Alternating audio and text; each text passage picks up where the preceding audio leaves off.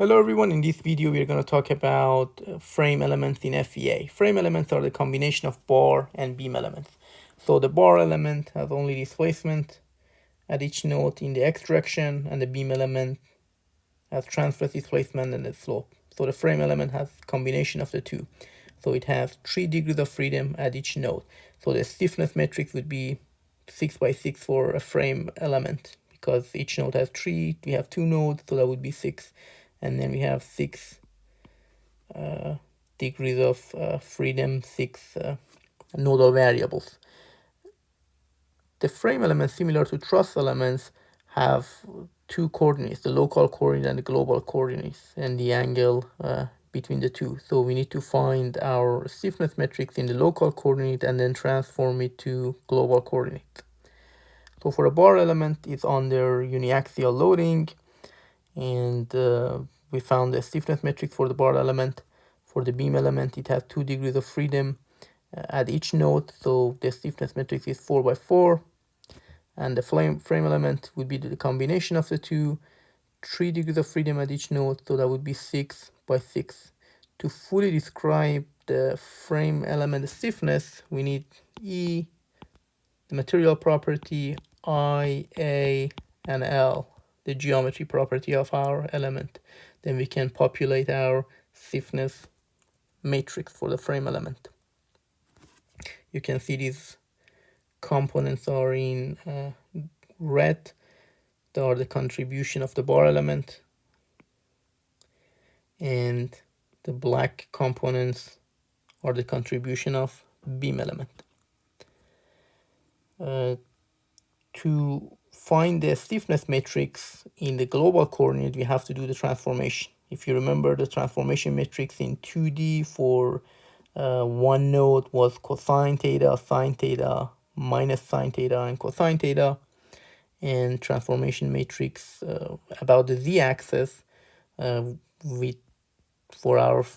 node I that has 3 degrees of freedom would be 3 by 3, and the third degrees of freedom is theta. So here, if we have theta in the local coordinate and then theta in the global coordinate, there is no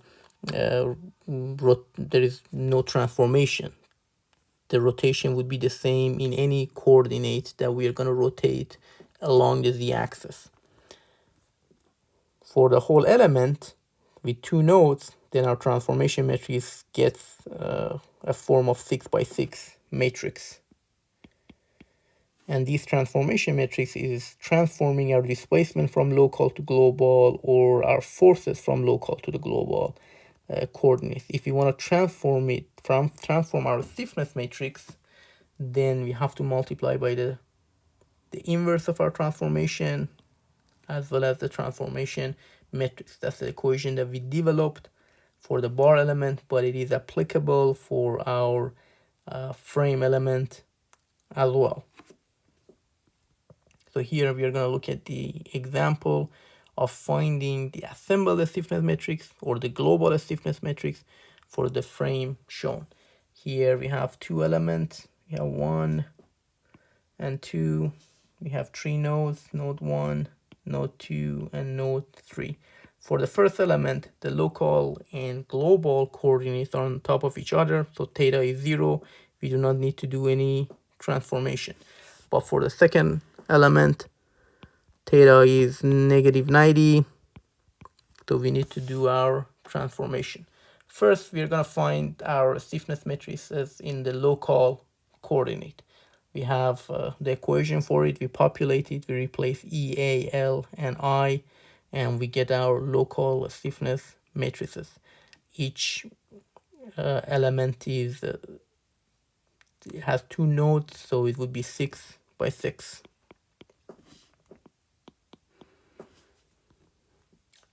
The first element, the angle between the local and global coordinates was 0, so we don't need to do any transformation. But for the second element, we are going to do transformation, multiply by the transpose of transformation matrix and the transformation matrix. At the end, that's the value that we get for our global stiffness matrix. So our global stiffness matrix would be the combination of our two stiffness matrices. So that would be we have 3 nodes, each node have 3 degrees of freedom, so our stiffness matrix would be 9 by 9.